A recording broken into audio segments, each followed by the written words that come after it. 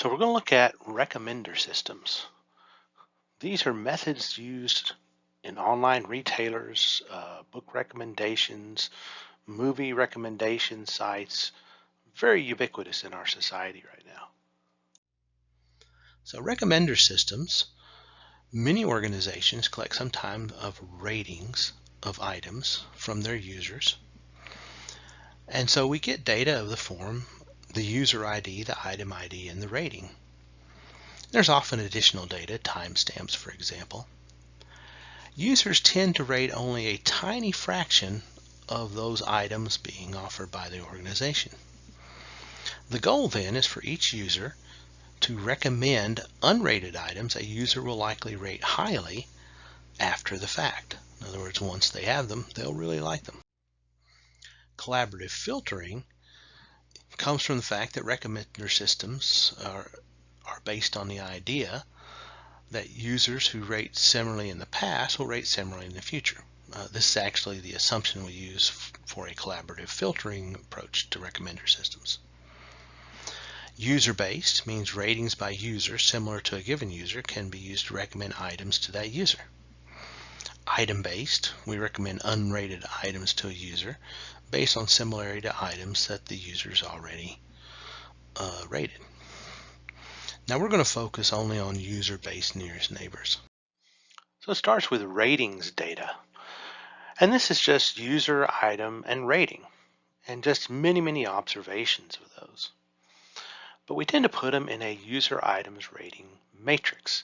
Notice that's going to mean a lot of missing information.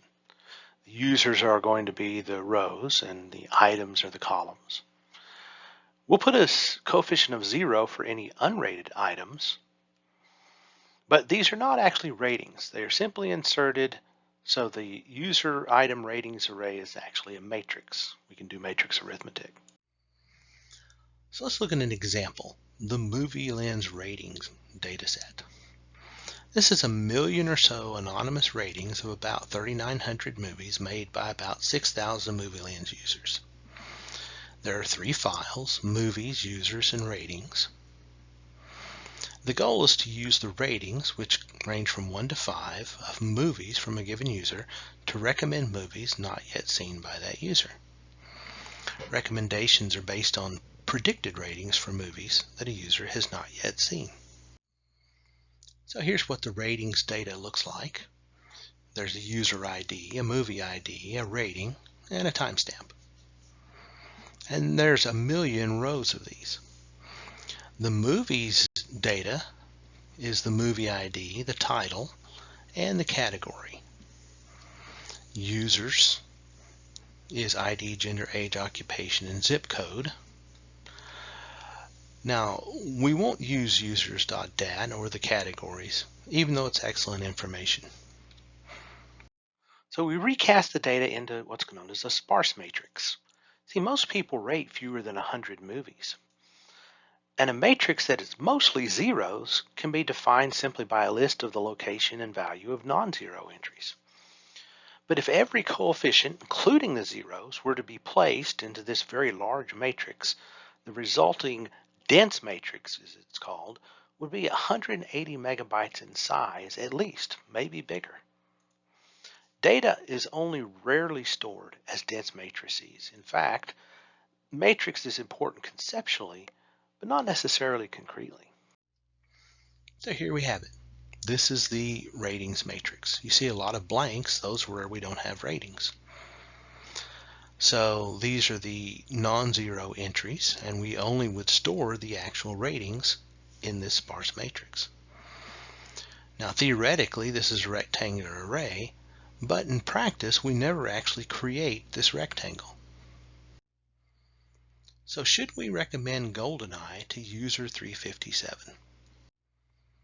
Well, we've got to go back to Polya's method.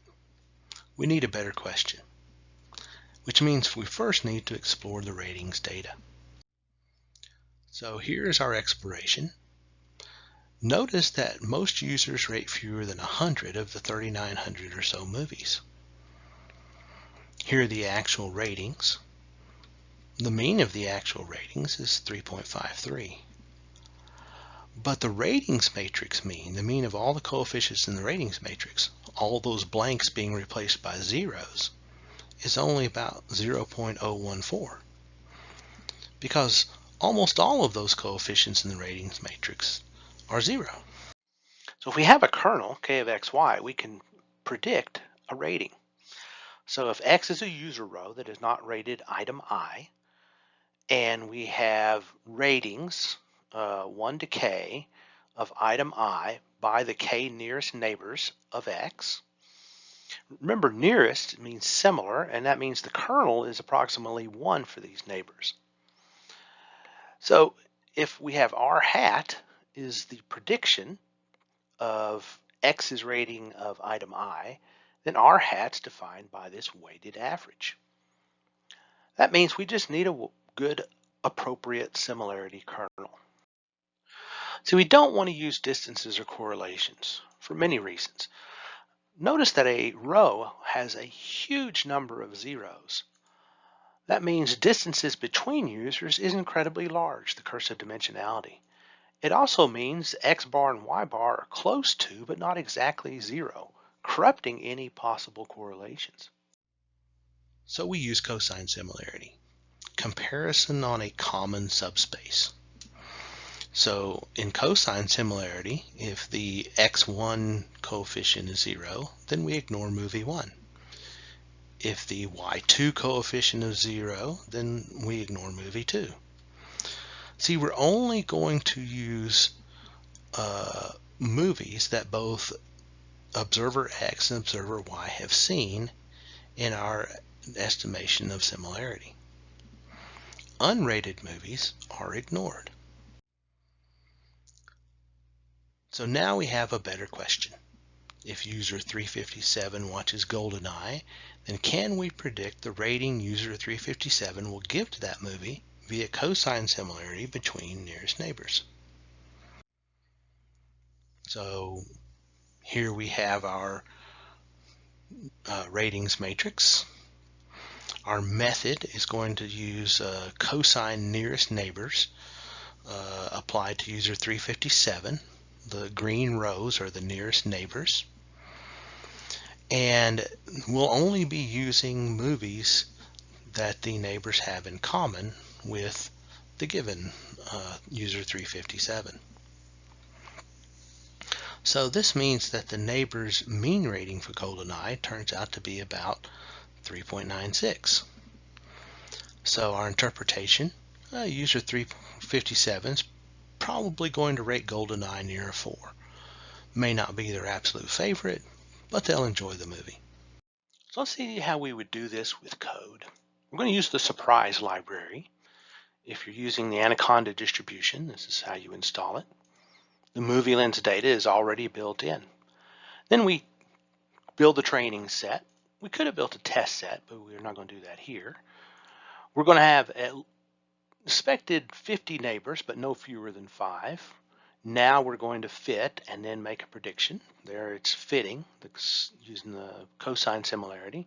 And then it predicts that user 357 would rate movie 10, GoldenEye, 3.96.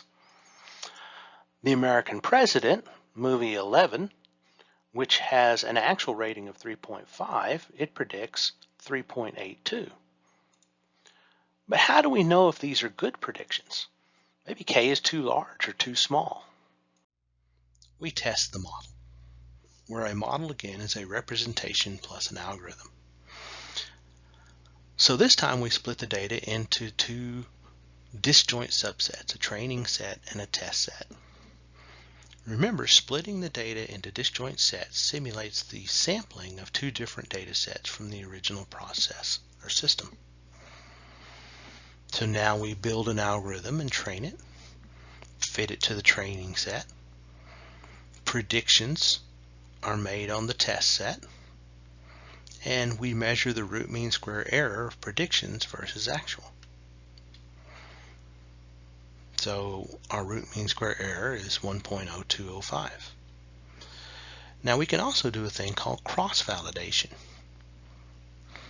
Cross-validation means we split the entire data set into CV number of subsets called folds, and we use each time one of the folds as the test and the union of the other folds as training.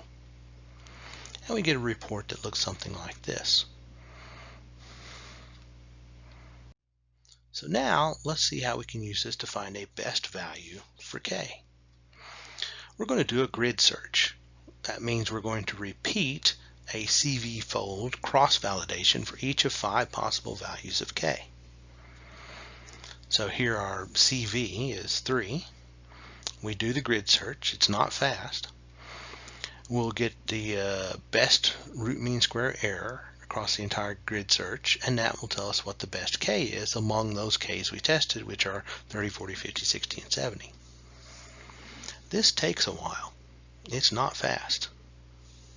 So it actually repeats 15 times. But then we get our results. Turns out K of 40 is best. And the best root mean square error is 1.02. Now, because this can be very slow, you can define it as multiple jobs and distribute to multiple processors if they're available. Let's look at another example, the small town zoo. This is data designed to mimic the movie lens data, but it's going to be very small. About 15,000 ratings, 250 visitors by 150 animals. That's only about 300 kilobytes of data. That's small even for a phone or a watch. However, the small town data is simulated. It's a random number generator, and the data itself has a rather simple topology, so this is a noisy, simple topology. However, the movie lens data is sampled from a complex system, not a random number generator, and that does make a big difference. So here's the actual data, and here it is as the matrix. Most of the coefficients are zeros, and again, we'll take dot products of individual rows, and all those zeros means that only where the exhibits, they've both rated the same exhibits, will the dot product be defined. So here's the actual code. So we start out by reading in the data as a data frame. Now we need to define a reader and tell it what the rating scale is. Here's a data frame with 3 columns. So this is the head and tail of it. And that's what's required if you're going to load from a data frame, is you have to have the first is always the user ID, the second column's the item ID, and the third is the ratings ID. After that, it's pretty much the same as what we've done already. And here's our results. So Adams and Young, Adams, the alpaca, is actually 5, estimated 3.92, and here we had an actual K of 10. So there are also variations on the way we predict ratings. Remember, this is the standard way. But for a given P, you can let the rating prediction be P plus the weighted average of the ratings on the ith items minus P. For example, P could be a mean rating for item I, or it could be the low end of the rating scale. There are many more possible modifications, so we redevelop it as a deep learning model. In particular, we're going to look at non-negative matrix factorization. If A is non-negative, we want to write it as the product of D and F, or at least approximately. That is, if A is a non-negative m by n matrix, then we want to solve this problem, minimize the Frobenius norm squared of A minus df, where D and F are low-rank non-negative matrices. And we use this algorithm. We minimize A minus dn fn squared over fn with dn fixed and get an fn plus 1. And then we do the same to get a dn plus 1, dn with fn plus 1 fixed. This is known as the alternating least squares algorithm. We start out by choosing an initial D0. Then we minimize to find D1, and the thing we minimize is over M in this A minus D0 M Frobenius norm squared. That gives us our F1, and that means that the minimum for this must be bigger than the minimum where we have the X, because the X could be D0. And so we could have an A minus D0 F1. So we have to at least achieve that first one, and so it's less than or equal to. And then we solve that, we'll get our D1. And then we'll have another problem. In the F argument, we'll solve and get our F2. And then we'll solve and get our D2. And continuing, we have this alternating least squares algorithm, successively getting smaller and smaller minima and hopefully approaching zero. Now this is a deep learning algorithm. I can actually write this as this architecture. My D here is an M by L. L is our low rank here, non-negative matrix, and it's all parameters. We call that an embedding when it doesn't actually act, but it's just there with a lot of parameters. And then we have a linear layer for F, and hopefully we're going to approximate A with the output of this thing. And we use the existing coefficients of A as training data. So here's what it looks like in PyTorch. Here is my model. So it uses the known Aij coefficients to learn row D sub I transpose of D and column F sub J of F. And we keep doing this over and over and over until we've learned all the rows and columns of D and F we need to reconstruct the existing Aij, and then that'll also fill in the missing Aij. Now it's very sensitive to initial values, so these deep learning algorithms can be sensitive and really you have to work with the parameters, the hyperparameters at times. Here's what it looks like in the training loop. First we have D sub n fixed and we get our Fn plus 1. Then we have Fn plus 1 fixed and we get Dn plus 1. So in summary, recommender systems predict user sentiment. Collaborative approach gives us a user item matrix. Predict user ratings of unrated items.